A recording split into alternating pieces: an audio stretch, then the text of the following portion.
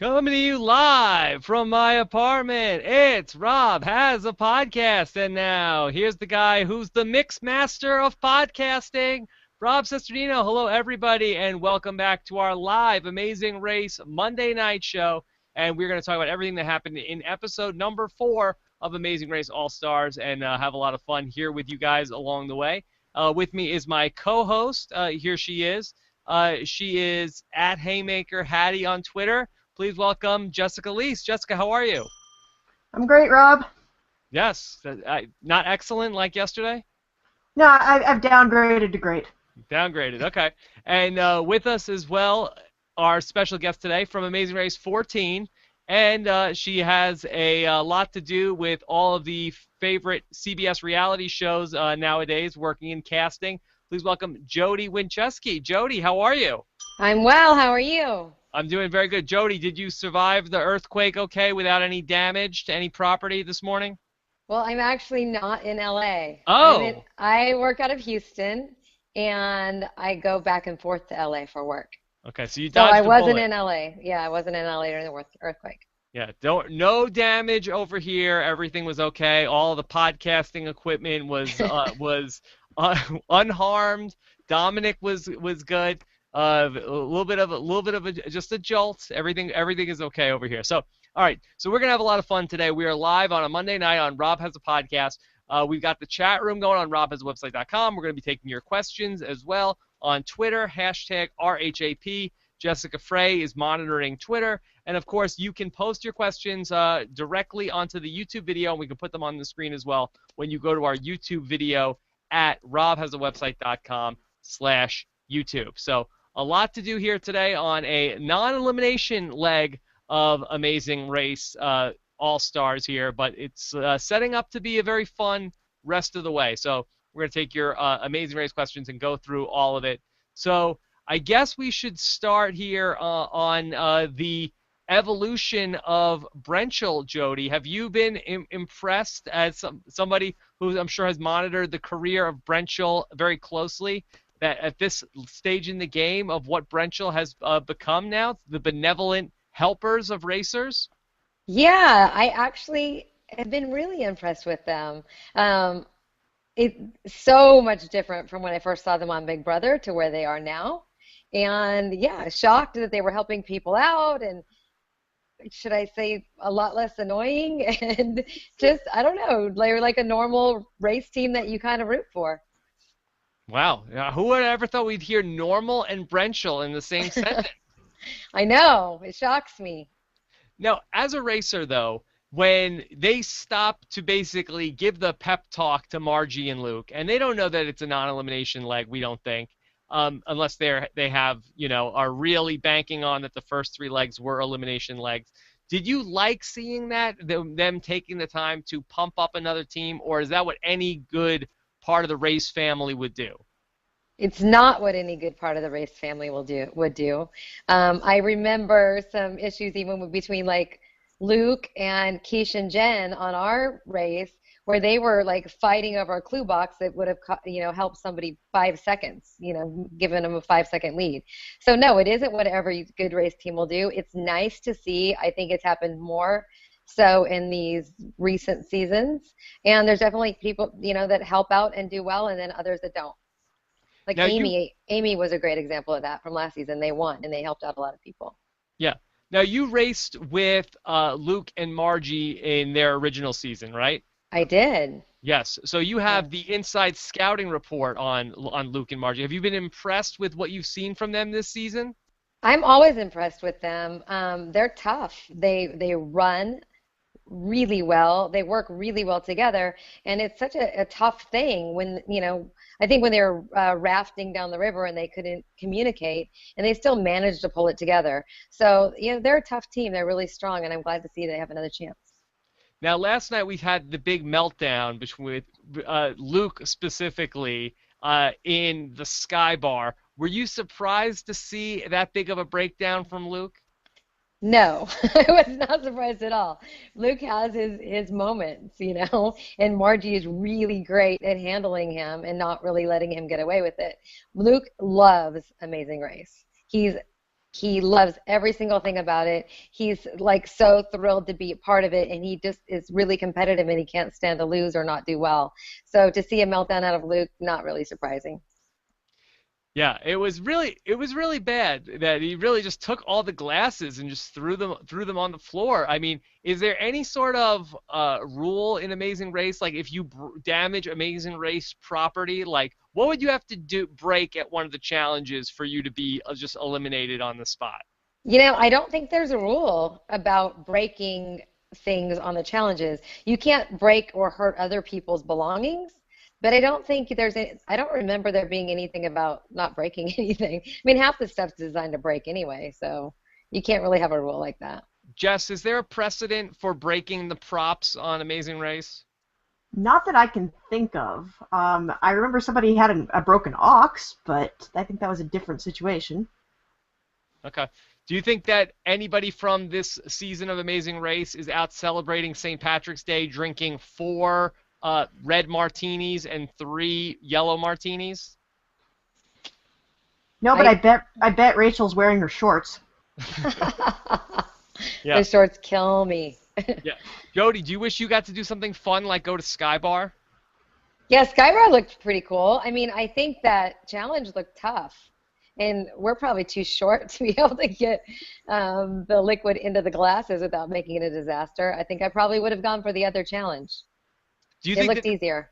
do you think there was real alcohol in those glasses, or do you think it was just colored water at that point?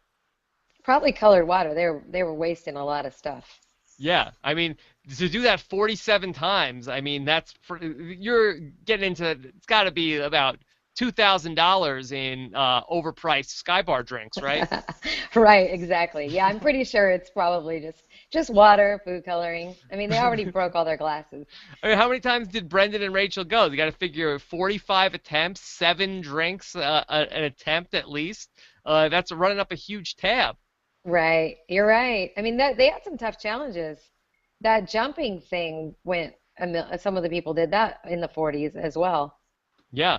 Um, I'm going to take a bunch of questions as we go along here through the show. I've got about 30 questions in already. So as we're talking about things, I'm just going to pop in some questions. All Here's right. from Nick 2S wants to know, wouldn't it have been better for the show to provide teams with uniform footwear for the bamboo trampoline? Well, what do you think about that? That we saw that Jessica's feet got really beaten up during that challenge. Should there have been uniform footwear? Would that have helped things? I don't know. It might have helped things, but some people knocked it out in a heartbeat. They wouldn't have want to taken the time to put on footwear. Yeah, who knows? I mean, I think the locals probably don't wear uniform footwear. So the whole point of the Amazing Race in general is to do things like the locals do it. Okay, and so the locals, they do it without any sort of special footwear when in Rome? Well, I'm assuming, or they would have, if they had special footwear, they would have given it to them. Yeah. Have any of the teams in particular impressed you this season that have done anything that you did not think that they were capable of and gone to a new level in coming back for the second or third time?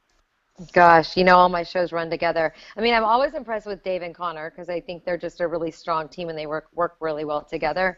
I don't know. Tell me. Oh, well, I mean, Jet and Cord, I thought built that raft really well, but I expect them to build the raft really well. I can't remember who was it that got in the raft when it was falling apart before it ever hit the water. That surprised me that they would have even attempted that. I think it might have been, was it maybe Jessica and John? Maybe, and I know that Margie and Luke's raft was falling apart as they were getting in the water, and I think Brentel's was too. Yeah, John and Jessica, their raft looked really bad, but it didn't collapse. Okay. Well, yeah, some of them, I mean, when your raft is not even cohesive when you're getting into the water, I wouldn't think you'd want to go down rapids on it. But I mean, I guess it worked for some people. I would have expected the Cowboys to make a good raft. I would have expected Dave and Connor to make a good raft. Yeah, I don't know about the others. I was happy to see Big Easy float. He looks like a lot of weight to throw on that raft. Yeah. Jody, how about the Afghanimals? That they've come around. A lot of people have changed their tune on the Afghanimals. Like my co-host on this show in particular, did not really care for the Afghanimals in season 23, but now is like a huge Afghanimal supporter.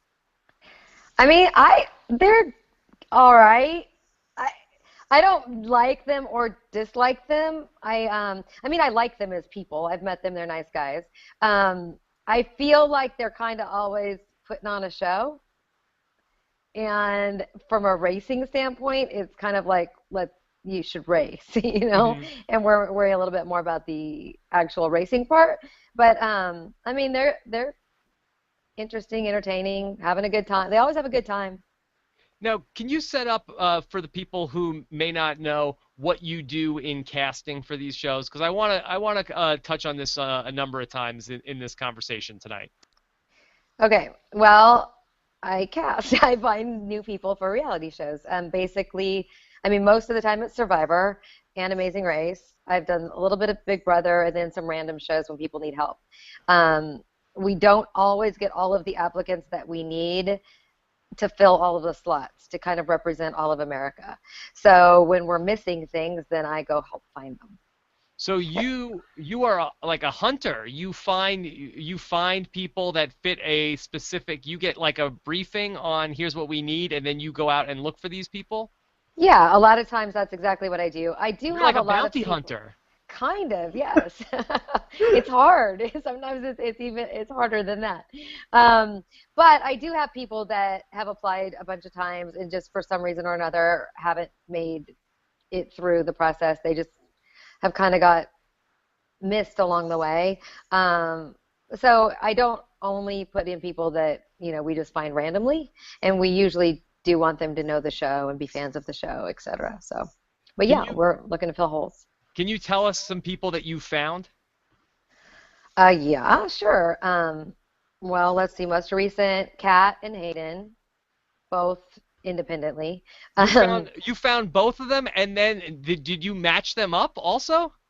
I didn't match them up, but they met at one of the reality events when we were all talking. Wow, So if So, it look at wasn't for you. you, they would not be together. no, they probably would have met at a reality event and met each other there. But they wouldn't But, have gotten on the show oh, without you. that's okay. I guess that's true. I guess that's true. So, but let's see, Whitney Duncan, the Culpeppers, Whoa. Brenda. Yeah, I mean, got good people. We got really good people. Chase is like killing it in country music right now. Yeah. Um, I don't know, lots of them. Jeffra's on right now. Chuck and Winona from Amazing Race. They were pretty funny. Well, we Yeah. have to thank you for that because I was a huge Chuck and Winona fan. Good, yeah, they're great people. Love them to death. Yeah. Yeah. You've got like an in with all of the country music stars. What about Jen and Caroline? Was that you? No, it wasn't. I don't know who found them. Maybe, oh, you know who else knows a lot of country music is, oh my gosh, Jamie Huffman. Okay. Jamie Dugan Huffman, because her husband's in that industry. So I think she found them. Now, going back to when you talk about the Afghanimals and, not racing and doing stuff for the cameras, as somebody who, has a connection to casting, does that annoy you more when people are doing stuff for the cameras and not just being a racer? To me, I just like to see, I mean, maybe that's how they are real life every day, and that's great. But I don't like to see people acting. I want to see people just like compete. So for me as a racer, I just want to see them competing as hard as they can. And sometimes they're like taking time and showing cars and playing with kids. And I think it's important to play with the kids. But I don't know. Sometimes it just seems like a little over the top, a little more Okay. on the acting side. So does it annoy you as a racer or as somebody in casting? Oh, for sure as a racer, because in casting it's great TV. It's good for TV and it's awesome, you know. The more Okay. they want to entertain people, the better. All right, let's take some more questions. Here's a question from John Clark. Wants to know, why did Jodi bring a rolling suitcase back in Amazing Race 14? Okay, why did you have a rolling suitcase? Well, first of all, because I'm a flight attendant and we have rolling suitcases. And second of all, I'm about 5'2", and I have stuff, and I didn't want to carry it everywhere I went. So I just like rolled it along, and it also converted to a backpack, so we could pick it up and throw it on our backs anytime we wanted to. Okay, should more teams do this? If they want to. I mean, it worked really well for us. I mean, for the girls teams especially, a lot of times they're having the guy or like, mixed teams, they'll have their boyfriend or their husband or somebody carrying all their junk. We didn't have that option. So it's like, why not roll it around? I mean, there's a lot of downtime where you're just carrying around all your stuff. And so if you want to have stuff, I suggest you roll it around. If you want to carry it around, great. And maybe you just, don't pack as heavy. I don't know. Would that have been the better way to go for Bopper? Would he have not lost a rolling suitcase? Well, I don't know, because it still would go on your back like a backpack. And if you just leave it in the street, you're still going to lose the dang thing. So that was unfortunate. I guess it was miscommunication because they were new partners. Okay. But unfortunate. All right, Mike Bloom wants to know, Jodi, were you able to chat with other flight attendants on your flights throughout the race? Did that come in handy? Were you able to get tips from other flight attendants? Yeah, we absolutely talked to the flight attendants. They hooked us up with extra food, which was nice since you have very little food on the race. But yeah, we would ask them questions if you've been to the city and, how far is the train? And because you never really know if you're going to take a train next or a cab, whatever they would know about the city. But we definitely talked to the flight attendant. Could you tell them to not give food to the other racers? Like, you see those guys back there? No peanuts. No peanuts. Well, we probably could have, but as flight attendant, I know they'll do it anyway because you have to be nice to everybody. Oh, but so they would tell you, they're like, oh, okay, and then they would still give them peanuts? Well, no, they had like extra they were like, you have any sandwiches back there? Like they hooked us up. They gave us like extra like food that we could take in our backpacks and get out of there. Yeah, because I'm forgetting international flight. You're getting probably a full meal. This isn't just like it's not Southwest. Snacks. Yeah. Yeah, we got real food. We needed it because you don't have very much money on those legs.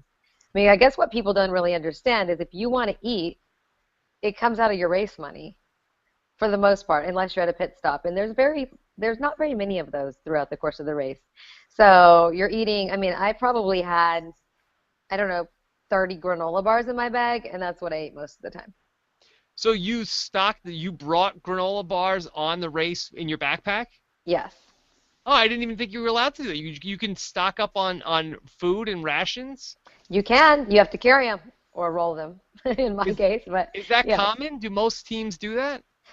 I think a lot of teams have something. I mean, you want to have protein bars or trail mix or something. I mean, you could go a long time without food, and if you're racing and running and everything else, yeah, I assume they did. I don't really know what they had in their backpacks. Jess, did you know about this? Have you heard about this before? Yeah, I've heard a couple of times. Like there was one team really early on. They kept kosher, and so they brought a whole bunch of their own food.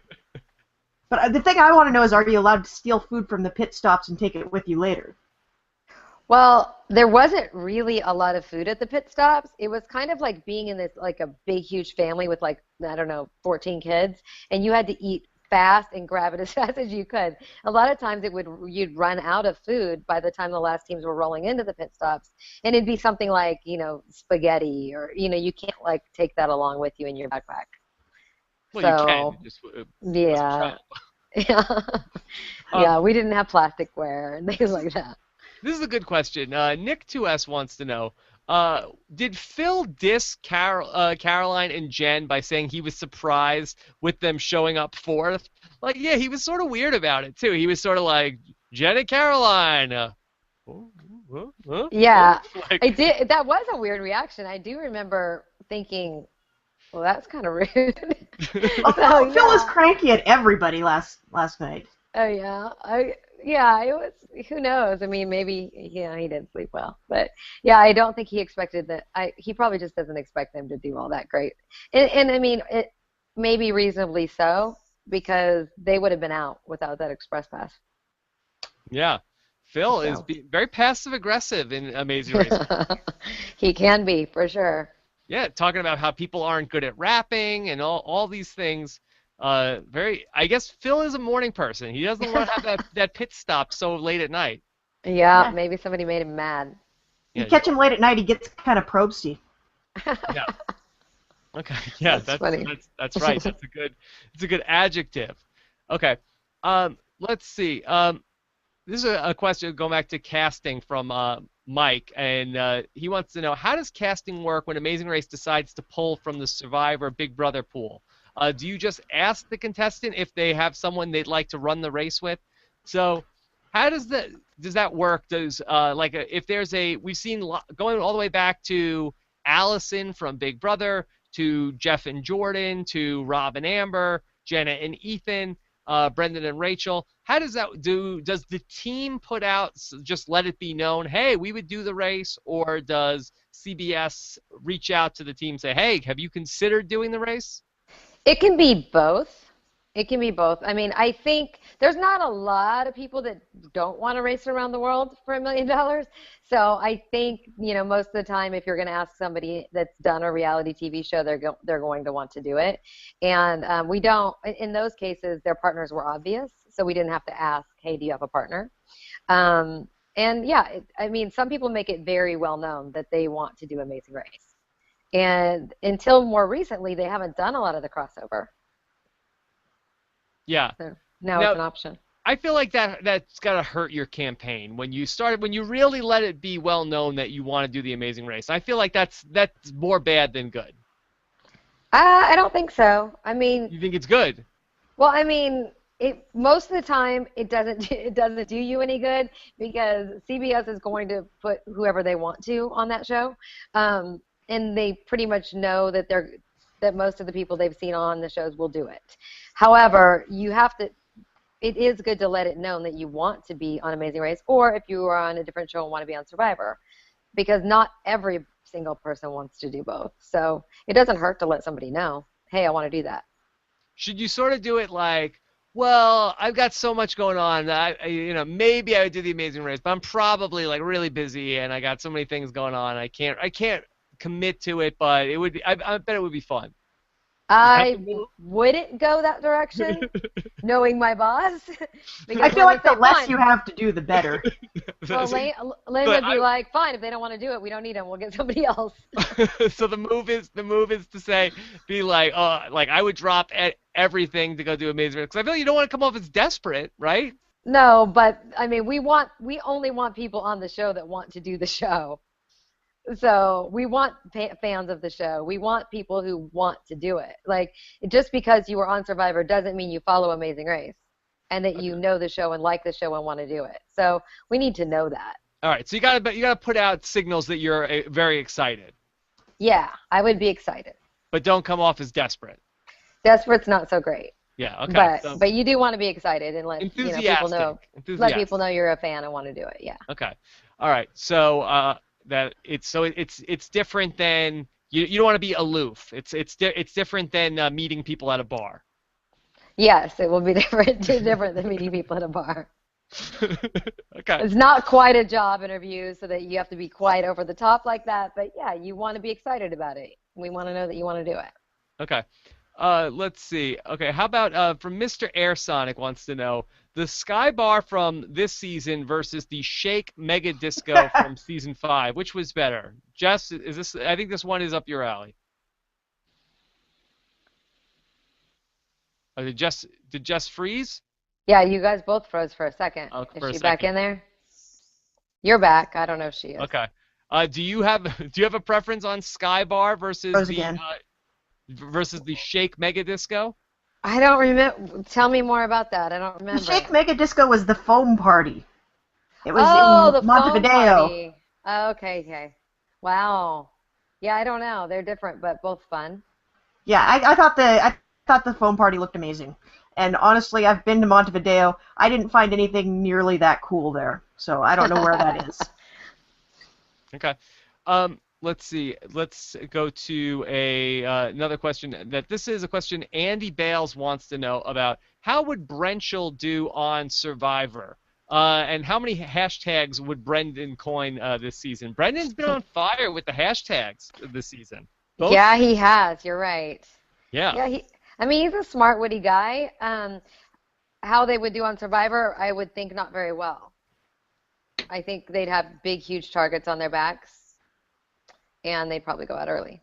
I think this kind of naturally leads to the question: who do you think is going to be the first person to do the CBS Triple Crown? Ooh. Yeah, I don't think I'm going to answer that. Oh, okay. But how about this? Do you think it will ever happen? Do you think that someone will appear on all three shows? I think there's a possibility. Okay. Um, I actually think that Brendan and Rachel, I think would actually, I'm a little more bullish on them on Survivor, I think, than you are. I think that they would be okay because I don't think that people would be like, I don't think that people would target them and say, "Oh my God, they're such big threats, such a big strategic threat that we got to get rid of them." And I feel like, especially like now that we're seeing this softer side of Brenchel, where they're actually getting along well with other people, as opposed to the Big Brother 12 version of Brenchel, where they drove everybody crazy. Like I feel Hmm. like on Survivor, that half the game is just getting along with everybody, and if you can just sort of make friends and be fun to be around, I feel like that goes pretty far on Survivor. I agree with you. I think I looked at it more like Rupert, where it's like you've played too many times at too many things. You, you've had your chance. We want you gone. Yeah, that's true. If it was like a bunch of new players and Brenchel, I feel like that would be worse for them than to say like True. a bunch of returning Survivor players and then Brenchel was there with them, and it's sort of like, hey, we're all reality people. Yeah, so new That's people, true. they might get Jimmy Johnson there. Yeah, yeah, I think they would. If they were with a bunch of returning players, then for sure there's going to be other ones that they will think are bigger threats, and they're going to go after the biggest threats. And I mean, they're nice people. I mean, they're perfectly lovely to hang out with outside of, television, and they seem to be easy to hang out with inside of television these days as well. Yeah, they've turned it around. Yeah. Yeah, it's such an evolution. We were talking about that the other day, actually. That it's different. That most of the time when people do reality TV, it has somewhat of a negative effect on their personalities as they keep doing it and get bigger and bigger. They get a little bit more of an ego, etc. And it seems to be the reverse with Brendan and Rachel, where they've gotten like nicer and easier and more accepting of the public, etc. Yeah, I agree with that. I feel like that the Big Brother 12 Rachel was like very insecure, very emotionally fragile, and I do kind of feel like that these returning to the shows, winning Big Brother 13, I'm sure helped. Then Right. coming back and doing the race and having more success and finding themselves. I think that they really have evolved and are not the sort of like schizophrenic sort of emotional roller coaster that they were back in that first season of Big Brother. Yeah, and I think there's probably some stability in the fact that they're now married.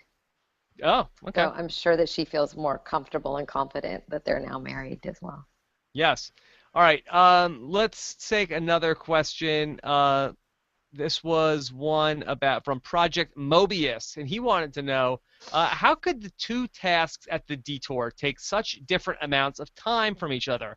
I know that the crew practices the tasks before they're used on the show, but it seemed like a death sentence to pick Master Mix instead of Mix Master last night. Does that happen where there's one part of the detour that's just way harder than the other part, and it just for whatever reason the people that tested it didn't have such a hard problem pouring the drinks? Yeah, I don't think that they have to have two detours that take the exact amount of time either. It's a choice. What do you think you're better at or worse at? There's those needle in a haystack finding type things that you can choose sometimes. People choose them and find them right away, or they take forever. So I don't think that both detours have to be similar in the amount of time that they take. It's just a good choice or a bad choice, or a choice where you switch the detours. If they did, then people would never switch detours. But there's plenty of different detours where they're like, we can't do this, we're switching. Okay. Um, what would you have picked? I would have picked not the drink one. I would have done the music for sure. Are you surprised more teams didn't switch? Was that because that there was only 4 rooms that you could practice in? Possibly, and then maybe, I mean, most of those teams that picked the drink one figured that they were terrible with anything music, or they said things about having terrible rhythm, or like, not having that skill. So I guess you never know how hard the other option is until you try it. So I don't know that they could necessarily just look over and go, oh, that looks easy, let's go do that. Yeah. Uh, did you think that Sky Bar looked like a fun place to hang out? Have you thought about booking a trip there? Now you got to fly into Malaysia. Malaysia, yeah, I know, and planes are disappearing from there, so I'm not so sure. Um, I, I mean, yeah, it looks cool. I've hung out at Sky Bars before. They're always like, have fancy drinks and good views, so why not? Looks cool. Okay. Here's a question from Dale McAtee. He wants to know, I heard you sometimes work with the folks that are voted off of Survivor. Is that before Ponderosa? I would love to hear more about it. Is that something that you can talk about? I think so. I do work with the people who are voted off Survivor, and it's not the people that are at Ponderosa. Okay. So the people that are at Ponderosa are still involved in the show. They're still going back every few days to watch Tribal Council. They vote at the end who wins. The people who are voted out early on are not still part of the show and not still going back, but they can also not go home Yeah. because nobody can know how they did in the show. Right. So the pre-jury people. Yep. And is that fun? Yeah. It's fun. It's a lot of fun. Because I know some of the people that did that on my seasons of Survivor, and it was not always fun for those people because you got a lot of people that are very upset and like having And a lot of people you wouldn't want to date. Yeah, True. you don't want to True. date. There are definitely moments where everybody probably wants to kill each other. There are definitely, there's people with hurt feelings and people that are vacationing with people they can't stand, So there is that. But there are definitely a lot of fun moments as well. So if you focus a little bit more on the cool things that are happening around you and a little less on the fact that the guy next to you voted you out of the game, then you're going to have a good time. So I guess it just depends on you as a person and if you can like get over it and look at it as a game or if you're going to be completely upset about it for the rest of your life. Now, how does that compare with people that after they're eliminated from the Amazing Race? Because I feel like that, and again, this is totally my, having been a survivor and not having the background of the Amazing Race, but I feel like there's a lot less known about what goes on with the Amazing Racers after they get eliminated. Oh, it's the same. You go to a sequester location and you stay there till you can go home. And you do go to the end city so that you can see who's running into the final pit stop, who's winning, basically. But yeah, you can't go home, obviously, or anybody that knows you or knows about anything will know how you did on the race. So you are at a sequestered location that's confidential. So, yeah, they used to film it for the web, and they had like a little web series. They stopped doing that. Did they stop doing that? Yeah, they stopped doing it like 16 or 17, I think. Okay, yeah, they did that when I was there. And they basically would just film a little bit of it. I mean, they'd film like the new team coming in and what all the other teams thought about it. And I mean, we had a good group of people, but there was still a few hurt feelings and a few little arguments that would break out. But for the most part, it's not a bad place to be. Now, you've been around survivors that have been voted out of the game and racers who have been out of the game. Who's taking it better? Are the survivors in a worse state than racers that are out of the game? The survivors are in a worse state, by far. Yeah, by far. I mean, racers can be upset, but a lot of race comes down to you and how you did, and you can take a lot of the responsibility on yourself. There is a little bit of animosity between teams. There can be the U-turns and things like that can knock you out. But Survivor people take it very personally. And, you might be there with somebody who voted you out. It's not, you didn't come in last in the race to make you yourself go out of the game. Somebody voted you out and probably lied to your face while doing it. So yeah, they're definitely way worse off. Yeah, I guess the better question would be for the Big Brother jury house versus the Survivor jury. That we probably only Hayden could probably answer that question. I know he never went to the jury house on Big Brother, so we don't even know. So he doesn't know. Yeah. So right. All right. So Jodi, tell us if hypothetically people that were in the audience were fit whatever the demographic was that you were looking for on one of your missions, okay? Sure. how do people stand out? And is there any way that people could let it be known they want to be cast on a reality TV show? Well, plenty of people let it be known. Let me tell you, I get requests daily via Twitter, Facebook, email, all kinds of places. I get people that refer. I mean, there's all kinds of ways to let it be known. But as far as how you stand out to be on a reality show, a lot of times it's your personality. Like I just watch people, I see people, and how they're interacting with others, and we like big personalities, so Yeah. that helps a lot. Now, when you say that you get a lot of emails and contact from people, now are that people who want to be on the shows for the first time, or does that mostly come from players that have already been on the show and then want to try to get you to help get them on the show again? Both. All of the above. I get people that have applied 20 times. I get people that have never applied before, but they met somebody who knows somebody who knows me that knows I'm in casting. I get, people that have been on the shows and then they say, "Hey, I met this girl. I think she'd be awesome on Survivor." Or so a lot of referrals. I randomly approach people that I've never met before in lots of different situations. So I kind of get everything. And when it comes just to get it out there, when it comes down to putting people back on the shows that have been on, I don't get to vote. Yeah. It's the CBS thing. They've already seen you in a season. They know what you bring to the table, and it's their decision who they bring back. Because I gotta think that's pretty annoying. Because if you're somebody that has any sort of connection with casting, and you got Hmm. these people that are like, and it's always the people that have really no chance, no business. They were lucky they got on the show once, and they are the people that are lobbying the hardest to go back again.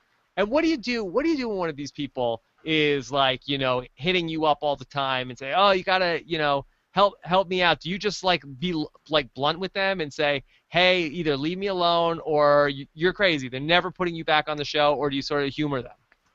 No, I mean, I'm not mean, but at the same, I just say I don't get to vote. It's up to Lynn. Like Lynn is the first person that you have to get through to get back on a show. And she knows who you are. She knows what you bring to the table. If she want, when it comes to bring back, if they want you, they're going to give you a call, or they're going to send out an email, get some, inquiry, see if you're interested. So yeah, it's tough. Like once you've been there, you kind of had your chance. And if they want you back, they know how to find you. Now, would you ever like but level with somebody and say, "Look, that seriously, they're never calling you. Just you gotta just give this up. It's not happening." Or do you sort of would you let the person keep the dream alive, even if you know there's no chance whatsoever and it's completely false hope? No, I've told people before, like, it's such a long shot. I mean, you are welcome to try, but it's a huge long shot. Like, do not count on it. I do not think it will happen. But it's amazing how many people you can say, listen, there's nothing I can do. You've exhausted all your options. You're not getting on this show, and they don't hear it. If Yeah. if that's not what they believe, then they're just not gonna get it. That's a problem. I feel like that we need like a 12-step program for some of these people that come We out of do. reality. And I don't know if we can do it through Rob Has a Podcast, but we need to rehabilitate some of these people. It's sort of like, like when they have like when there's like a duck in the oil spill and they go and they like sort of like make them get them better and then they release them back out into the wild. I feel like that's what we need for a lot of the reality people. I was Yep. about to say you could do this as a roundtable Google Hangout, and I would watch the hell out of it, but then I realized that would be contributing to the problem. Well, there's the same thing with people that have applied 20 times. Yeah. Like if you've applied 20 times and you've turned in 20 tapes, what do you think the chances are that the 21st one's going to work? I mean, chances are you don't have what they're looking for to be on the show. But don't And they you, tell people like, oh, like Troyzan, how many he applied, 24 times, or something like that. Like, don't like, isn't that a part of the thing? Like, just keep trying because you never know. yeah, I mean, I think there's that's the thing. Like I've learned in this business, you never say never, because as soon as you say it's never going to happen, it certainly is going to. Like they're just going to change all the rules and something's going to switch up. So I'm like, oh, there's a shot. It's a long shot, like for sure. We do like people who really like the show. So I mean, if you want to keep applying, then keep applying. But I'm thinking we're around the 20 times of applying. You're not getting something across, or you're not the right type of person. And especially if you've consulted, like you've sent me your tape and I've said, listen, you're not showing the right stuff, and then you've made tapes that we know are the best that you're possibly going to get on tape, and you're still not getting on, then maybe you don't have what it takes to get on the show. Is 20 the magic number? Is it like, No. There's no magic number. Who knows? I mean, it just seems like a lot of times people are like, I've applied 20 times, but no. Well, here's the thing that people are always asking me that I don't know how to answer. People have asked me, like, if you are really visible in the show's fan circles, does that hurt your chances of being cast on the show? If you post to the Facebook group and whatnot. Yeah, I mean, we like fans of the show. We like people, we've had people on the shows that have written their, college papers about the show, etc. I think, didn't you do that even, Rob? Yeah, I did. I wrote a paper about that, but I was also I applied to be on Big Brother, and nobody really knew about that I had written a paper in college, and there really wasn't there was an internet, but it wasn't really it wasn't like what it is now. And like I didn't even mention that until I was in the last round of casting, and like Mark Burnett was in the room, and I just talked about how I had written a paper and Mark Burnett was in the paper that I had written, but it wasn't like there was not a like ravenous, like I wasn't involved with the Survivor internet community at all in 2002 when I was applying to be on Big Brother. Got you. So, I mean, to answer your question the best that I really can at this time is you have to watch anything that would look like you have any type of favoritism to win the show. So I think too much involvement with too many people that have won the show or have done well in the show could look bad, and so we're not going to put somebody on that looks like they have an inside track to win. Okay. I'm trying to think. I know everybody likes to talk about the casting stuff. I just wanted to, is there anything that we feel like from this episode that we didn't hit on? It was the non-elimination leg. Right. Yeah. I mean, with the non-elimination leg, we don't have a lot. Little uneventful that way, right? Yeah. Let me ask you one more question about these racers. I want to know about Dave and Connor now, who are now in uncharted territory. They only went, the 4 legs then they have to quit in Amazing Race 22. Now, here they are. Now they're back now. And still for them, this is only their 8th leg of racing ever. And they're up against, stiff competition in the Cowboys, who are there in their 3rd time. The Afghanimals are right there, and they went all the way to the end in their 1st season, and they still have a lot more experience than Dave and Connor do. Do you think that at some point is that going to be a factor for Dave and Connor, that they're so outgunned in the experience of the racing compared to some of these other 3-time and 2-time teams that went all the way to the end? I don't think so. I mean, I'm pretty impressed with Dave and Connor. First of all, don't they have the Express Pass? No, it was Cord and Jet. Oh, Jet and Cord do. Okay. Well, I think, so Dave and Connor are really well traveled, and they're smart guys, and I think that they're going to hold their own. Yes, there's people that have a lot more experience. I'm trying to I don't know. I just feel like they're smart. I mean, Luke and Margie have a lot of experience. They're smart. They're athletic. But you just never know when it comes to race if somebody's going to hit one of those things that just screws you up. You get a bad taxi, you get one bad detour, and you could be out of it. So, I mean, I guess at any given point, one of those teams could be out. Yeah, the experience factor is big, though. It is. I don't know. I look more. I mean, okay, so Jessica and John, how much have they really raced? Yeah, that's true. like how do they even end up back on the show? Like there's that was one that we were scratching our heads, and now is it really just like in it used to be you had to like there was like a line where you had to get past in the show to even think about coming back. And I kind of feel like the John and Jessicas of the world, even like Francesca, who I love, that once they come back, I feel like it's sort of like now everybody that's ever been on one of the shows thinks I can come back because they brought back people who are from earlier back in the show. And as Uh-oh. as we dropped Jodi, but All I right. do. Jessica, I'm just going to ask you this question. I feel like Okay. I feel like You can ask me this the question. more people they bring back from earlier in the shows, I do feel like this hurts the problem that we were talking about of the people who think they're going to come back but really aren't ever going to come back. Yeah, and that actually, they had a team like that in Jodi's original season that came back. And they only got invited back because they'd been U-turned. And that was a big deal? Yeah, I guess. I don't know. They were the first people out. Yeah. So. Okay. Well, what are you gonna do? I'm sure somewhere Wanda is saying from Survivor, was that Survivor Palau? Yeah, Palau. Saying, hey, they brought back Francesca. Maybe I'm gonna come back. So I don't know. And the question right now is gonna be if Jodi is gonna come back.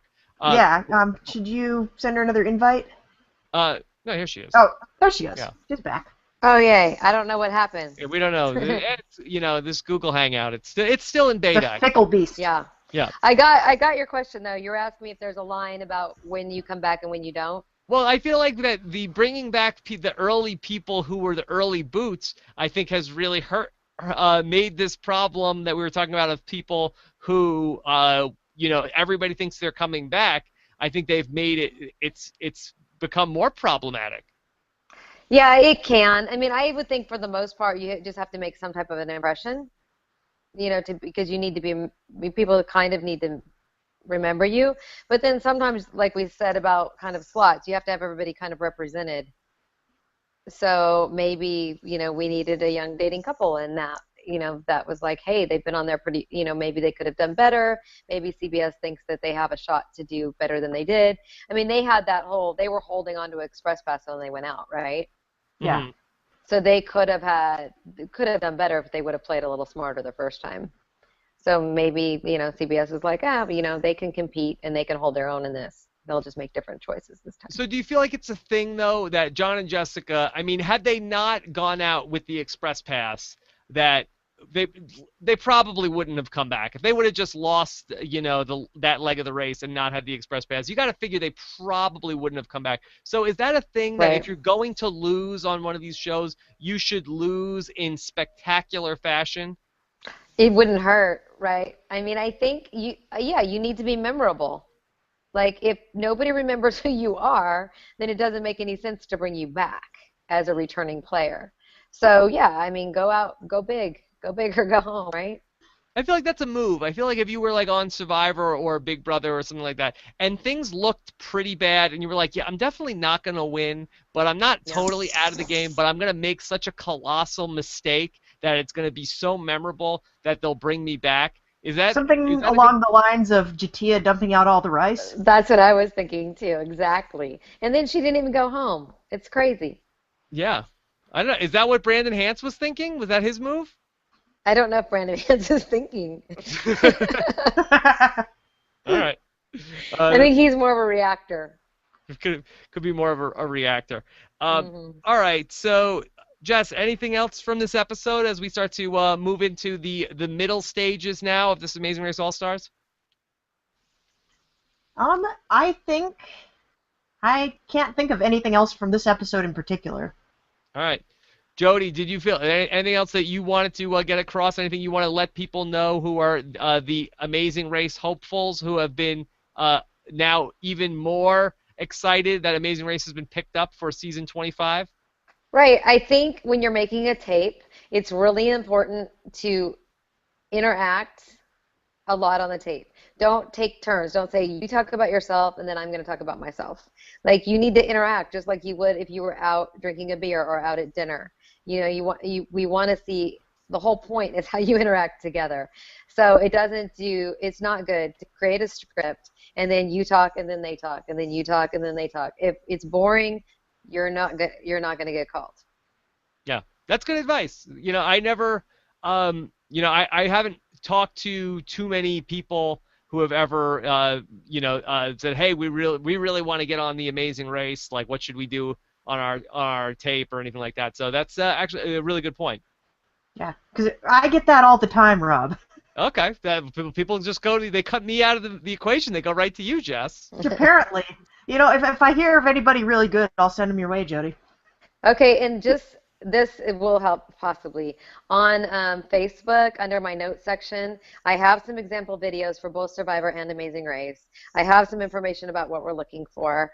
And a lot of times when people call, randomly go, hey, I don't, what should I put on my tape? I just send them right to that note section because it's been a little bit since I've updated it, but it's pretty much the same stuff. There are some examples. They can see kind of what to do because I think there's a lot of people out there that just are pretty clueless about the way it needs to be made. Can I ask you one more question about getting involved in casting? I've always wondered this. So the people that go on the show and then they go on to work in casting. Now, do you express interest to Lynn and the people that work in casting, or in my mind, how it always worked was sort of like, I don't know if you ever watched Lost, but I did. it's sort of like when Jacob came and found like the Oceanic Six. Or the I forget what they called the people that were written on the cave wall, where he like touched them and said, "I want you to come to the island and work for me." Which thing is it? Is it do they reach out or do you reach out to them? It's a lot more like Lost. Yeah, Lynn Ooh. calls you up and says, "Hey, do you want to do this casting thing?" And I'm like, "Sure. What do you want me to do?" And it starts as a temporary kind of a deal. There's very few of us that have done it. Erica Landon from Big Brother, Mm-hmm. and me and Jamie Huffman. We've got Allie in there now that just came off of Survivor, and she has a certain type of person that she thinks will do a good job at it. And I think after watching and going through all your casting and probably your psych tests and everything else, she picks you out for the job.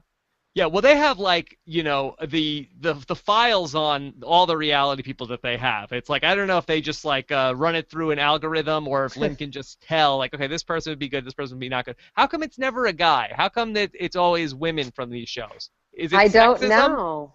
No, I don't think. I mean, there's a guy named Jesse that works in casting for Race, and he's great. So I don't know that maybe I don't know. Okay. Lynn picks who Lynn picks, just like she does in casting. She knows what she's doing. Well, I think that hopefully one day a male from a reality show will be able to be like Jackie Robinson and make all of the male reality stars. He will break into casting. Yeah, it could be. Think about it. If you're like approaching some random like hot girl on the internet, do you think it's a little bit easier for me to approach her and her not be threatened, or just some guy that was on a reality show? Because some guy on a reality show has used that line on women before. Yeah. Oh, I've had him. I think it was Howie from Big Brother. Yeah.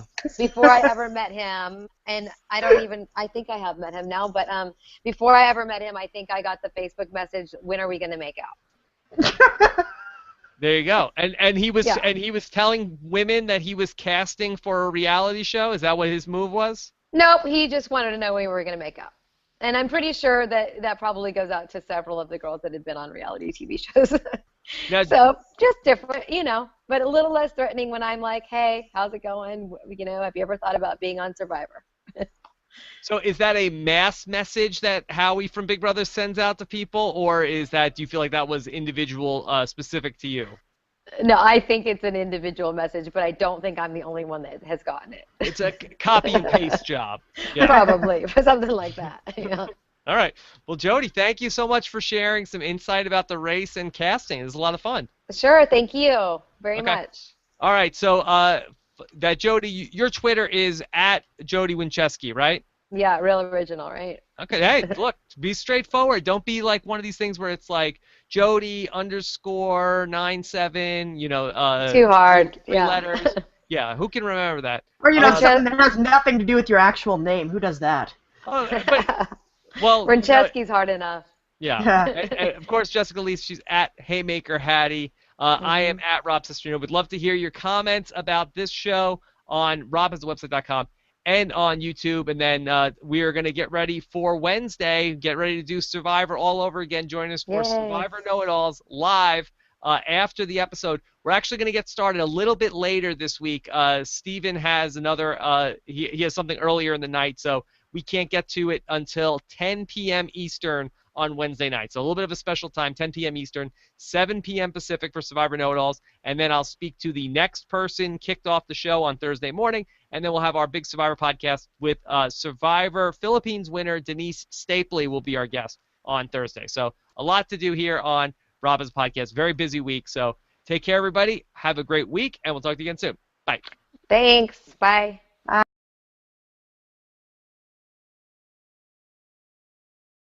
I don't know. Sometimes it just seems like a little over the top, a little more on the acting side. So does it annoy you as a racer or as somebody in casting? Oh, for sure as a racer, because in casting it's great TV. It's good for TV, and it's awesome. You know, the more they want to entertain people, the better. All right, let's take some more questions. Here's a question from John Clark. Wants to know, why did Jodi bring a rolling suitcase back in Amazing Race 14? Okay, why did you have a rolling suitcase? Well, first of all, because I'm a flight attendant and we have rolling suitcases. And second of all, I'm about 5'2", and I have stuff, and I didn't want to carry it everywhere I went. So I just like rolled it along, and it also converted to a backpack, so we could pick it up and throw it on our backs anytime we wanted to. Okay, should more teams do this? If they want to. I mean, it worked really well for us. I mean, for the girls teams especially, a lot of times they're having the guy, or like, you know, mixed teams, they'll have their boyfriend or their husband or somebody carrying all their junk. We didn't have that option, so it's like, why not roll it around? I mean, there's a lot of downtime where you're just carrying around all your stuff. And so if you want to have stuff, I suggest you roll it around. If you want to carry it around, great, and maybe you just, you know, don't pack as heavy. I don't know. Would that have been the better way to go for Bopper? Would he have not lost a rolling suitcase? Well, I don't know, because it still would go on your back like a backpack, and if you just leave it in the street, you're still going to lose the dang thing. So that was unfortunate. I guess it was miscommunication because they were new partners. Okay. But unfortunate. All right, Mike Bloom wants to know, Jodi, were you able to chat with other flight attendants on your flights throughout the race? Did that come in handy? Were you able to get tips from other flight attendants? Yeah, we absolutely talked to the flight attendants. They hooked us up with extra food, which was nice since you have very little food on the race. But yeah, we would ask them questions if you've been to the city and, you know, how far is the train, and because you never really know if you're going to take a train next or a cab, whatever they would know about the city. But we definitely talked to the flight attendant. Could you tell them to not give food to the other racers? Like, you see those guys back there? No peanuts. No peanuts. Well, we probably could have, but as flight attendant, I know they'll do it anyway because you have to be nice to everybody. Oh, but so they would tell you, they're like, oh, okay, and then they would still give them peanuts? Well, no, they had like extra they were like, you have any sandwiches back there? Like they hooked us up. They gave us like extra like food that we could take in our backpacks and get out of there. Yeah, because I'm forgetting international flight. You're getting probably a full meal. This isn't just like it's not Southwest. Yeah. Yeah, we got real food. We needed it because you don't have very much money on those legs. I mean, I guess what people don't really understand is if you want to eat, it comes out of your race money for the most part, unless you're at a pit stop. And there's not very many of those throughout the course of the race. So you're eating, I mean, I probably had, I don't know, 30 granola bars in my bag, and that's what I ate most of the time. So you brought granola bars on the race in your backpack? Yes. Oh, I didn't even think you were allowed to do that. You can stock up on food and rations? You can. You have to carry them or roll them in my case. But is that yeah. common? Do most teams do that?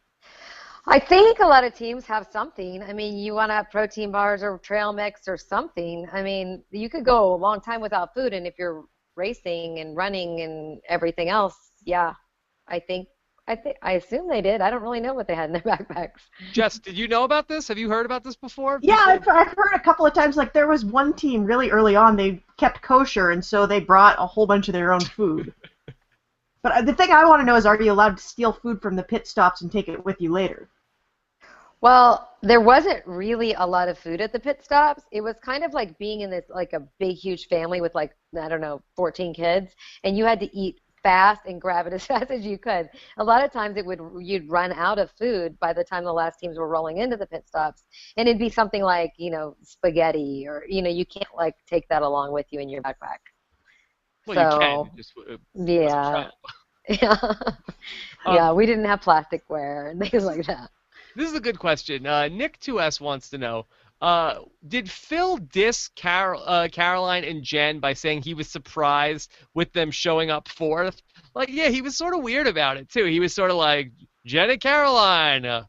Oh, Yeah, I like, did. That was a weird reaction. I do remember thinking, well, that's kind of rude. Well, So Phil was yeah. cranky at everybody last night. Oh yeah. Yeah, it was, who knows? I mean, maybe, he didn't sleep well. But yeah, I don't think he expected that. He probably just doesn't expect them to do all that great. And I mean, it maybe reasonably so, because they would have been out without that express pass. yeah. Phil is So very passive aggressive in Amazing Race. he can be for sure. Yeah, talking about how people aren't good at rapping and all these things. I guess Phil is a morning person. He doesn't want to have that pit stop so late at night.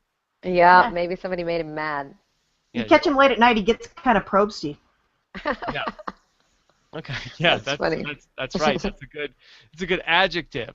Okay, let's see. This is a question going back to casting from Mike, and he wants to know, how does casting work when Amazing Race decides to pull from the Survivor Big Brother pool? Do you just ask the contestant if they have someone they'd like to run the race with? So, how does that work? If there's we've seen going all the way back to Allison from Big Brother, to Jeff and Jordan, to Rob and Amber, Jenna and Ethan, Brendan and Rachel. How does that do? Does the team put out, just let it be known, hey, we would do the race, or does CBS reach out to the team and say, hey, have you considered doing the race? It can be both. It can be both. I mean, I think there's not a lot of people that don't want to race around the world for $1 million.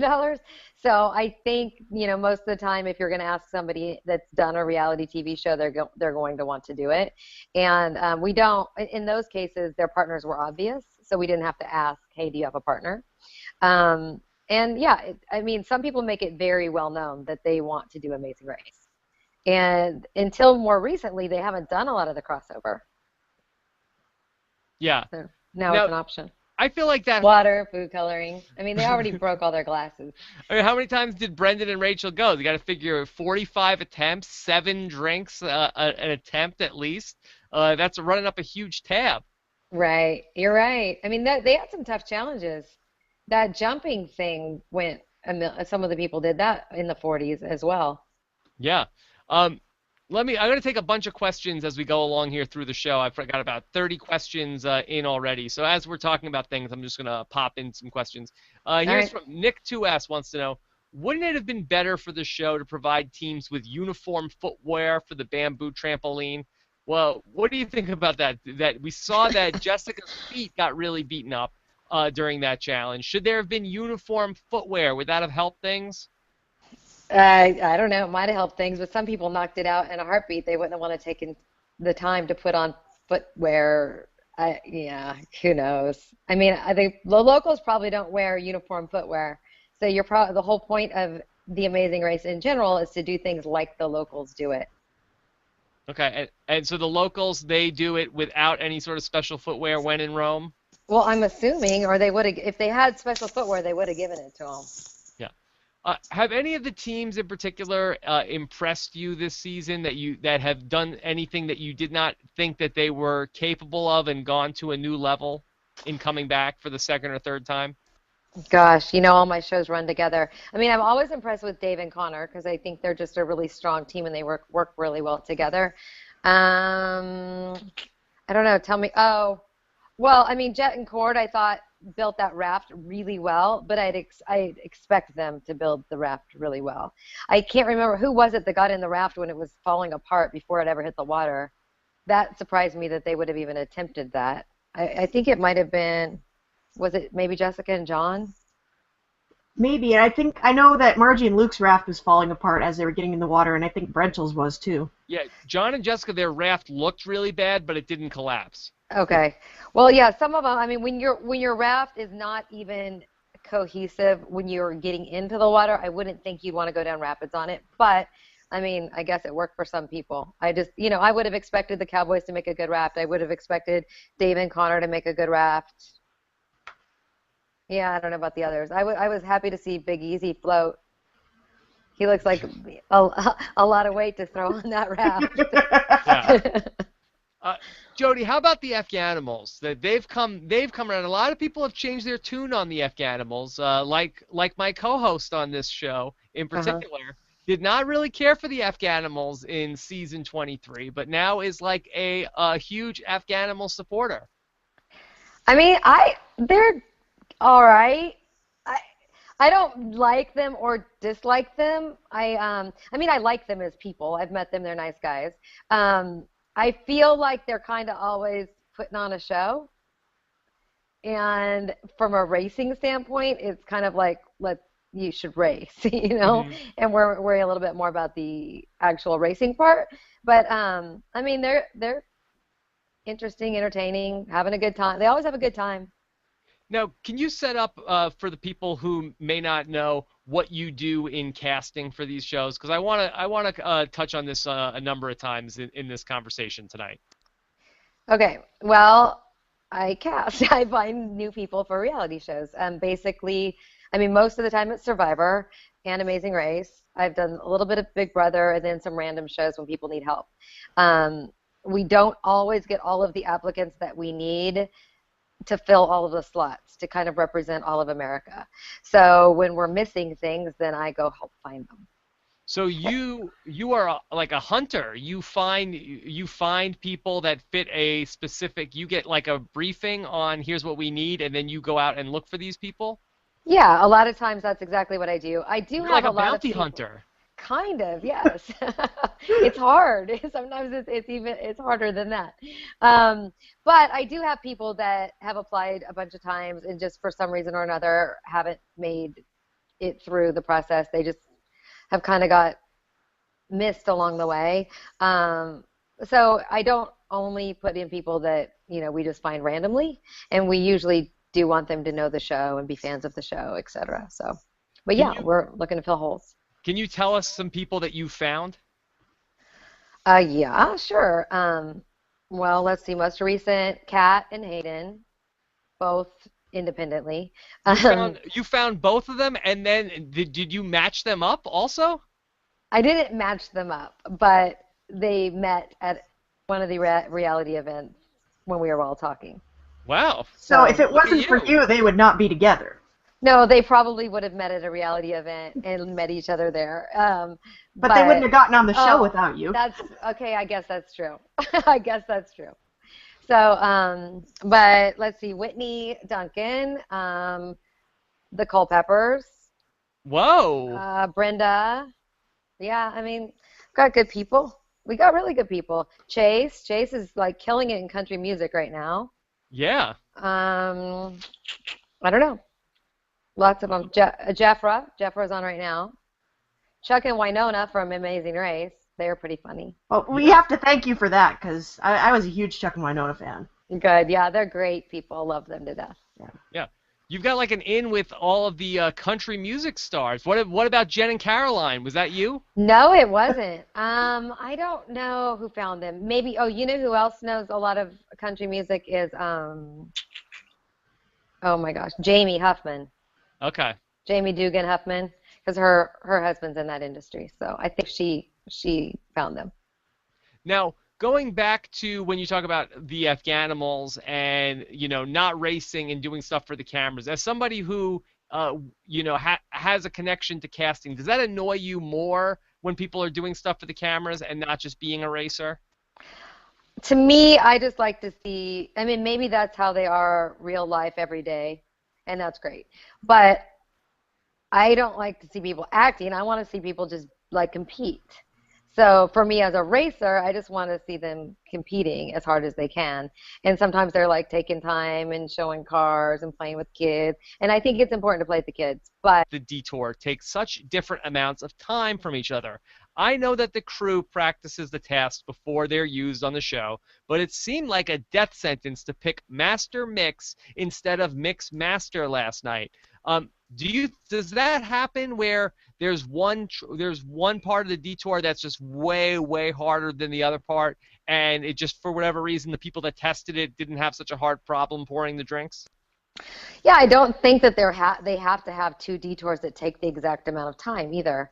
It's a choice. What do you think you're better at or worse at? There's those needle in a haystack finding type things that you can choose sometimes. People choose them and find them right away, or they take forever.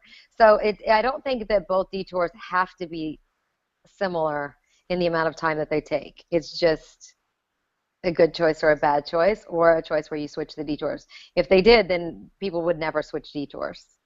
But there's plenty of different detours where they're like, we can't do this, we're switching. Okay. Um, what would you have picked? I would have picked not the drink one. I would have done the music for sure. Are you surprised more teams didn't switch? Was that because that there was only 4 rooms that you could practice in? Possibly, and then maybe, I mean, most of those teams that picked the drink one figured that they were terrible with anything music, or they said things about having terrible rhythm, or like, not having that skill. So I guess you never know how hard the other option is until you try it. So I don't know that they could necessarily just look over and go, oh, that looks easy, let's go do that. Yeah. Did you think that Sky Bar looked like a fun place to hang out? Have you thought about booking a trip there? They got to fly into Malaysia. Malaysia, yeah, I know, and planes are disappearing from there, so I'm not so sure. I mean, yeah, it looks cool. I've hung out at Sky Bars before. They're always like, have fancy drinks and good views, so why not? Looks cool. Okay. Here's a question from Dale McAtee. He wants to know, I heard you sometimes work with the folks that are voted off of Survivor. Is that before Ponderosa? I would love to hear more about it. Is that something that you can talk about? I think so. I do work with the people who are voted off Survivor, and it's not the people that are at Ponderosa. Okay. So the people that are at Ponderosa are still involved in the show. They're still going back every few days to watch Tribal Council. They vote at the end who wins. The people who are voted out early on are not still part of the show and not still going back, but they can also not go home. Yeah. Because nobody can know how they did in the show. Right. So the pre-jury people. Yep. And is that fun? Yeah. It's fun. It's a lot of fun. Because I know some of the people that did that on my seasons of Survivor, and it was not always fun for those people, because you got a lot of people that are very upset and like having a lot of people you wouldn't want to date. Yeah, True. you don't want to date. There are definitely moments where everybody probably wants to kill each other. There are definitely, there's people with hurt feelings and people that are vacationing with people they can't stand, So there is that. But there are definitely a lot of fun moments as well. So if you focus a little bit more on the cool things that are happening around you and a little less on the fact that the guy next to you voted you out of the game, then you're going to have a good time. So I guess it just depends on you as a person, and if you can like get over it and look at it as a game, or if you're going to be completely upset about it for the rest of your life. Now, how does that compare with people that after they're eliminated from the Amazing Race? Because I feel like that, and again, this is totally my, having been a survivor and not having the background of the Amazing Race, but I feel like there's a lot less known about what goes on with the Amazing Racers after they get eliminated. Oh, it's the same. You go to a sequester location and you stay there till you can go home, and you do go to the end city, so that you can see who's running into the final pit stop, who's winning basically. But yeah, you can't go home obviously, or anybody that knows you or knows about anything will know how you did on the race. So you are at a sequestered location that's confidential. Yeah, So they used to film it for the web, and they had like a little web series. They Oh yeah, stopped doing that. did they stop doing that? Yeah, they Yeah. stopped doing it like 16 or 17, I think. Okay, yeah, they did that when I was there. Um, and they basically would just film a little bit of it. I mean, they'd film like the new team coming in and what all the other teams thought about it. And I mean, we had a good group of people, but there was still a few hurt feelings and a few little arguments that would break out. But for the most part, it's not a bad place to be. now you've been around survivors that have been voted out of the game and racers who have been out of the game. Who's taking it better? Are the survivors in a worse state than racers that are out of the game? The survivors are in a worse state by far. Yeah, by far. I mean, racers can be upset, but a lot of race comes down to you and how you did, and you can take a lot of the responsibility on yourself. There is a little bit of animosity between teams. There can be the U-turns and things like that that can knock you out. But Survivor people take it very personally. And, you might be there with somebody who voted you out. It's not, you didn't come in last in the race to make you yourself go out of the game. Somebody voted you out and probably lied to your face while doing it. So, Yeah. so yeah, they're definitely way worse off. Yeah. I guess the better question would be for the Big Brother jury house versus the Survivor jury. That we probably only Hayden could Right. probably answer that question. I know he never went to the Probably. jury house on Big Brother, so we don't even Right, so know. he doesn't know. Yeah. So, right. All right. So Jodi, tell us if hypothetically people that were in the audience were fit whatever the demographic was that you were looking for on one of your Uh-huh. missions, okay? Sure. How do people stand out? And is there any way that people could let it be known they want to be cast on a reality TV show? Well, plenty of people let it be known. Let me tell you, I get requests daily. Coming to you live from my apartment, it's Rob Has a Podcast. And now, here's the guy who's the mix master of podcasting, Rob Sesternino. Hello, everybody, and welcome back to our live Amazing Race Monday night show. And we're going to talk about everything that happened in episode number 4 of Amazing Race All-Stars and have a lot of fun here with you guys along the way. With me is my co-host. Here she is. She is at Haymaker Hattie on Twitter. Please welcome Jessica Leese. Jessica, how are you? I'm great, Rob. Yes. Not excellent like yesterday? No, I've downgraded to great. Downgraded. Okay. And with us as well, our special guest today from Amazing Race 14. And she has a lot to do with all of the favorite CBS reality shows nowadays, working in casting. Please welcome Jodi Wincheski. Jodi, how are you? I'm well. How are you? I'm doing very good. Jodi, did you survive the earthquake okay without any damage to any property this morning? Well, I'm actually not in LA. Oh. I work out of Houston, and I go back and forth to LA for work. Okay, so you So I dodged a wasn't bullet. in LA. Yeah, I wasn't in LA during the earthquake. Yeah, no damage over here. Everything was okay. All the podcasting equipment was unharmed. Dominic was good. A little bit of a just a jolt. Everything is okay over here. So, all right. So we're gonna have a lot of fun today. We are live on a Monday night on Rob Has a Podcast. We've got the chat room going on robhasawebsite.com. We're gonna be taking your questions as well on Twitter, #RHAP. Jessica Frey is monitoring Twitter. And, of course, you can post your questions directly onto the YouTube video, and we can put them on the screen as well when you go to our YouTube video at robhasawebsite.com/YouTube. So a lot to do here today on a non-elimination leg of Amazing Race All-Stars here, but it's setting up to be a very fun rest of the way. So we're going to take your Amazing Race questions and go through all of it. So I guess we should start here on the evolution of Brenchel, Jodi. Have you been impressed as somebody who I'm sure has monitored the career of Brenchel very closely, that at this stage in the game of what Brenchel has become now, the benevolent helpers of racers? Yeah, I actually have been really impressed with them. It's so much different from when I first saw them on Big Brother to where they are now. And yeah, shocked that they were helping people out and should I say a lot less annoying and just I don't know, they were like a normal race team that you kind of root for. Wow, who would have ever thought we'd hear Normal and Brenchel in the same sentence? I know, it shocks me. Now, as a racer, though, when they stop to basically give the pep talk to Margie and Luke, and they don't know that it's a non-elimination leg, we don't think, unless they have, are really banking on that the first three legs were elimination legs. Did you like seeing that, them taking the time to pump up another team, or is that what any good part of the race family would do? It's not what any good part of the race family would do.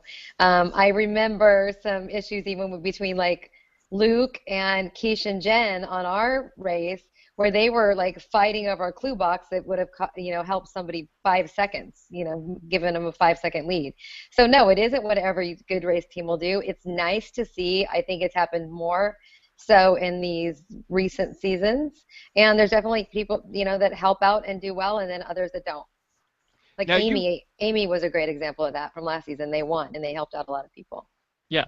Now you raced with Luke and Margie in their original season, right? I did. Yes. So you Yeah. have the inside scouting report on Luke and Margie. Have you been impressed with what you've seen from them this season? I'm always impressed with them. They're tough. They run really well. They work really well together, and it's such a tough thing when I think when they were rafting down the river and they couldn't communicate, and they still managed to pull it together. So they're a tough team. They're really strong, and I'm glad to see they have another chance.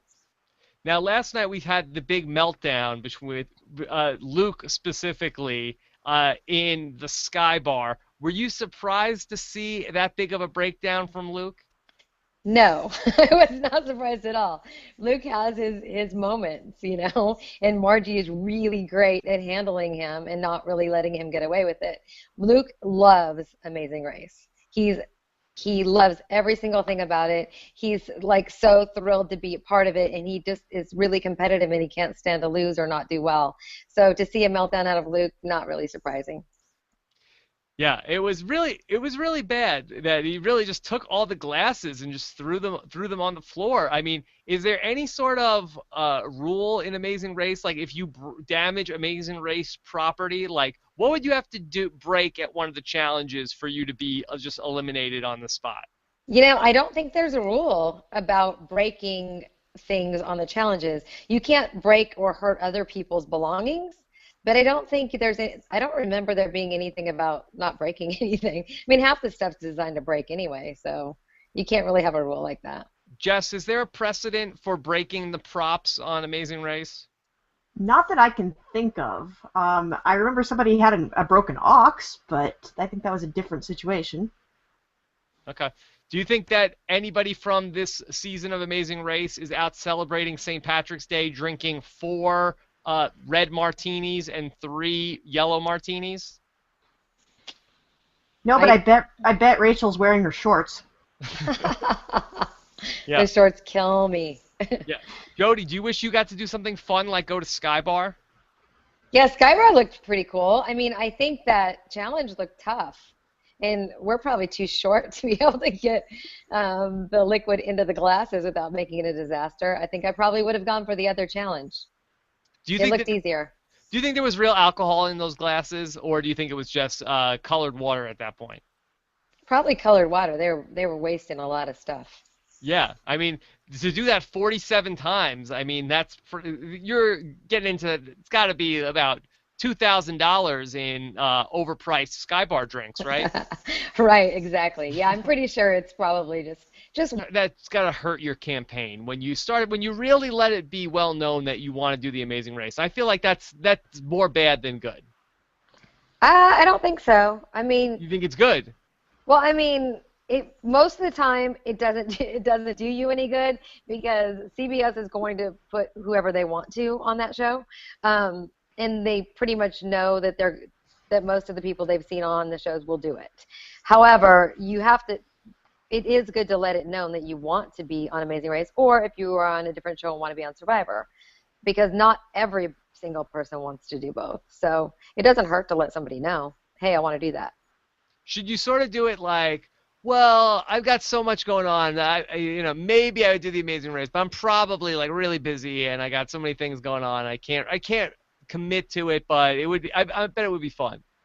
I wouldn't go that direction, knowing my boss. I feel like the less you have to do, the better. Well, Lane would be like, fine, if they don't want to do it, we don't need them. We'll get somebody else.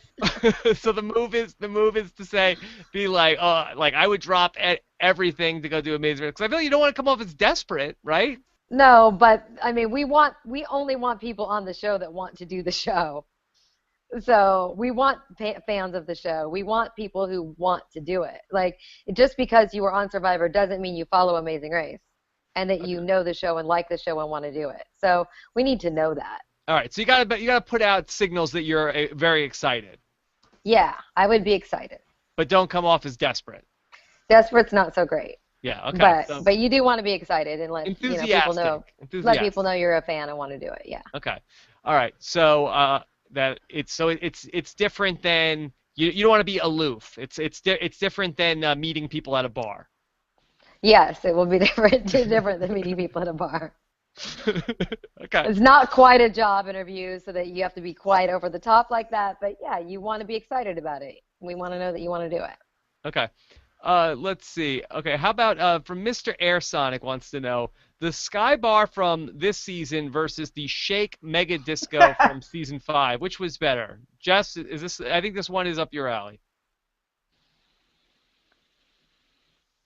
Did Jess freeze?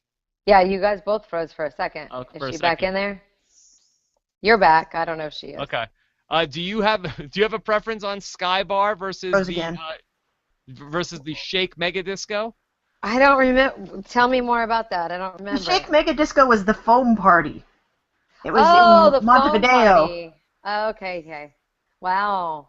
Yeah, I don't know. They're different, but both fun. Yeah, I thought the foam party looked amazing. And honestly, I've been to Montevideo. I didn't find anything nearly that cool there. So I don't know where that is. Okay. Let's see. Let's go to another question. This is a question Andy Bales wants to know about. How would Brenchel do on Survivor?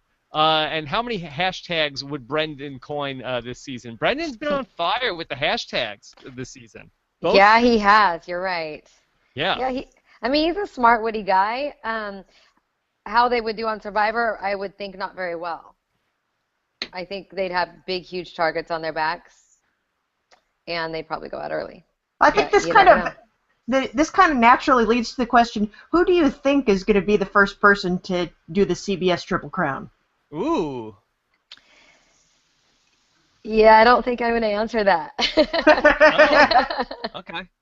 But do you? How about this? Do you think it will ever happen? Do you think that someone will appear on all 3 shows? I think there's a possibility. Okay. I actually think that Brendan and Rachel, I think would actually. I'm a little more bullish on them on Survivor, I think, than you are. I think that they would be okay, because I don't think that people would be like. I don't think that people would target them and say, "Oh my God, they're such big threats, such a big strategic threat that we got to get rid of them." And I feel like, especially like now that we're seeing this softer side of Brenchel, where they're actually getting along well with other people, as opposed to the Big Brother 12 version of Brenchel, where they drove everybody crazy. Like I feel like on Survivor that half the game is just getting along with everybody, and if you can just sort of make friends and be fun to be around, I feel like that goes pretty far on Survivor. I agree with you. I think I looked at it more like Rupert, where it's like you've played too many times at too many things. You've had your chance. We want you gone. Yeah, that's true. If it was like a bunch of new players and Brenchel, I feel like that would be worse for them than to say like a bunch of returning Survivor players and then Brenchel was there with them, and it's sort of like, hey, we're all reality people. Yeah, so new people, true. They might get Jimmy Johnson there. Yeah, yeah, I think they would. If they were with a bunch of returning players, then for sure there's going to be other ones that they will think are bigger threats, and they're going to go after the biggest threats. And I mean, they're nice people. They're perfectly lovely to hang out with outside of television, and they seem to be easy to hang out with inside of television these days as well. Yeah, they've turned it around. Yeah. Yeah, it's such an evolution. We were talking about that the other day, actually. That it's different. That most of the time when people do reality TV, it has somewhat of a negative effect on their personalities as they keep doing it and get bigger and bigger. They get a little bit more of an ego, etc. And it seems to be the reverse with Brendan and Rachel, where they've gotten like nicer and easier and more accepting of the public, etc. Yeah, I agree with that. I feel like that the Big Brother 12 Rachel was like very insecure, very emotionally fragile, and I do kind of feel like that these returning to the shows, winning Big Brother 13, I'm sure helped. Then Right. coming back and doing the race and you know and having more success and finding themselves. I think that they really have evolved and are not the sort of like schizophrenic sort of emotional roller coaster that they were back in that first season of Big Brother. Yeah, and I think there's probably some stability in the fact that they're now married. Oh, okay. So I'm sure that she feels more comfortable and confident that they're now married as well. Yes. All right. Let's take another question. This was one about from Project Mobius, and he wanted to know how could the two tasks at